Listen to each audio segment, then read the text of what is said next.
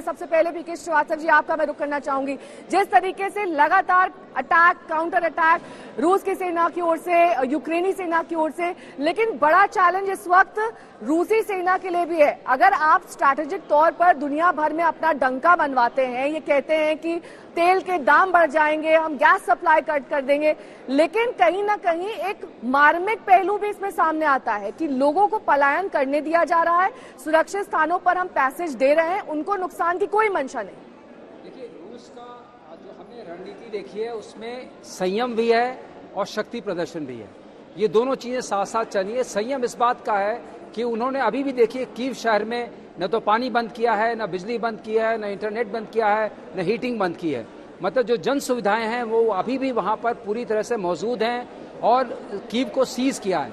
अगर आप पूरी उसको देखें, उन्होंने ज्यादातर निशाना जो है मिलिट्री इंस्टॉलेशंस को बनाया है और उनको न्यूट्रलाइज करने किया है। अभी तक जो उन्होंने रणनीति अपनाई है उसमें उन्होंने सी डिनायल को इंश्योर करने की कोशिश की है, एयर डिनायल को इंश्योर करने की कोशिश की है और कोशिश ये की है कि ओडेसा से होते हुए वो कीव की तरफ आगे बढ़े। कीव को चारों ओर से घेर रखा है और अभी जो हाल में खबरें आ रही हैं उसमें ये मालूम पड़ रहा है कि उन्होंने कीव के आसपास एयर डिफेंस बटालियन भी लगा दी है, जिससे कि जो उनकी वो 64 किलोमीटर की जो काफिला था, जो बख्तरबंद गाड़ियाँ, लॉजिस्टिक्स की गाड़ियाँ और आपकी टैंक्स वगैरह, उनको एक एयर डिफेंस कवर मिल जाए। तो इन सब के बावजूद अभी ऐसा लगता है कि उनकी इंडस्ट्रियल कैपेसिटी को भी वो डीकैपेसिटेट कर रहे हैं। पावर हब्स को, जो न्यूक्लियर पावर हब्स से, उन पर उन्होंने कब्जा कर लिया है। तो अगर इन सारी चीज़ों को आप मिला जुला के देखें तो इस वक्त रूस का वहाँ दबदबा है। उस माहौल में अगर ये खबर आती है कि उनके 12,000 सैनिक मार दिए गए, उनके इतने विमान को हमने गिरा लिया है, इतने हेलीकॉप्टर्स गिरा लिए हैं, ये कुछ आपस में एक कॉन्ट्रडिक्शन है जिसको फॉग ऑफ वॉर कहेंगे या साइकोलॉजिकल वॉरफेयर कहेंगे, उसका हिस्सा कहेंगे, लेकिन इस पर पूर्णतः विश्वास कर पाना थोड़ा मुश्किल है। जनरल सिन्हा, यहाँ पर आपका कमेंट मैं चाहूंगी, क्योंकि जिस तरीके से रूस ने अभी तक अपनी लड़ाई लड़ी है, जाहिर तौर पर एक प्लान है, एक मिशन है जिसमें कहीं ना कहीं कब्जा नहीं करना है, वहां पर सिर्फ अपनी प्रेजेंस दिखानी है, ये दिखाना है कि कितने शक्तिशाली हैं हम और पूरे विश्व में अपना लोहा मनवाना है। देखिए नेहा, जो आपका सवाल है बहुत अहम है, बहुत डीप है और एग्जैक्टली ये जियो स्ट्रैटेजिक सवाल में एक टैक्टिकल लेवल की आपने सवाल की है और इसको समझने की, देखिए पुतिन जो लाए हैं, जिस तरह से जा रहे हैं, उनका एम बहुत बड़ा है, उनका एम कोई कब्जे का नहीं है। तो ये जो हम कहते थे कि कीव को कब्जा कर लेंगे, वो आए ही नहीं है, उसको घेर लिया है, घेरा ही नहीं है, उसको कांटेक्ट किया है केवल आज के दिन में 2 तरीके से। देखिए 2 जगह के नाम आपके चैनलों में आ रहा है, ओस्मल और इरपिन। ओस्मल बहुत बड़ा उनका मिलिट्री बेस होता था और वहां पर पूरा जो एयरफोर्स का बेस इतना बड़ा कहीं नहीं था, उस पर पूरा कब्जा है। इरपिन एक वहां इंडस्ट्रियल सिटी है और जहां पर डिफेंस हब है।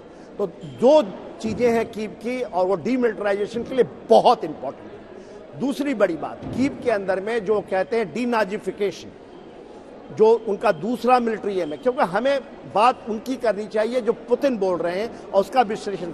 What is डीनाजिफिकेशन?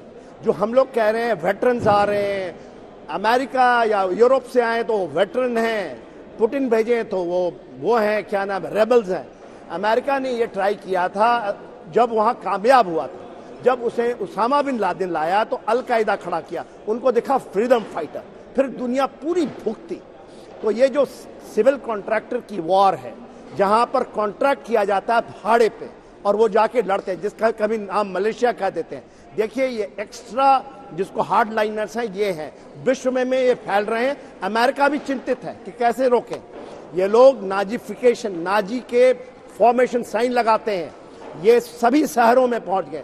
आज के दिन में उन्होंने दूसरा क्या एम अचीव किया है, नाटो क्या है, वो आ जाए तो नाटो प्रूव कर लेगा कि हम आ सकते हैं। तो उन्होंने इस चीज को तो प्रूव कर रहे हैं कि आप नाटो पे डिपेंड ना रहें, वो नहीं करेंगे, वो केवल पैतरेबाजी करेंगे। दूसरी बात जो उन्होंने अचीव करनी है, जो सबसे बड़ा उनका एम है, वो एक सिक्योरिटी चीज अपना चाहते हैं ईस्टर्न एंड सेंट्रल यूरोप में। वो बहुत बड़ा एम है, उन्होंने बोला नहीं है, मगर देखिए ये रीअलाइनमेंट में सबसे इंपॉर्टेंट है। और इसमें जैसे हम लोग जोड़ते रहे हैं कि ये चीन को वो डिस्टेंस में रखेंगे, ये नहीं कि वो सुपर पावर बनना चाहते हैं।